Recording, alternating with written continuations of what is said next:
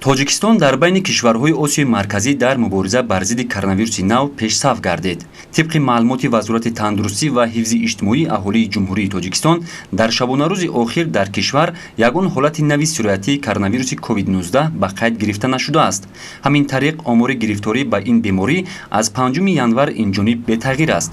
он вақт коронавирус дар 5 нафар тасдиқ шуд ва шумори умумии гирифторон ба 13308 нафар расид. илова бар ин, дар шабонарӯзи охир дар тоҷикистон маълумот дар бораи онҳое ки аз беморхонаҳо ҷавоб дода шудаанд бетағйир монд. дар маҷмӯъ аз оғози пандемия ба табибон муяссар гардид ки 13218 нафар ё зиёда аз 99% беморонро аз коронавирус тавбат кунанд. ҳамзамон дар давраи пандемия 90 нафар аз COVID-19 фавтиданд.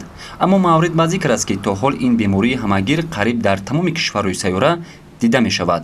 пас ҳар як шахс бояд ки аз ниқоб ва маҳлулҳои антисептикӣ истифода барад то худ ва наздиконашро аз ҳар гуна бемориҳои сироятӣ эмин нигоҳ дорад.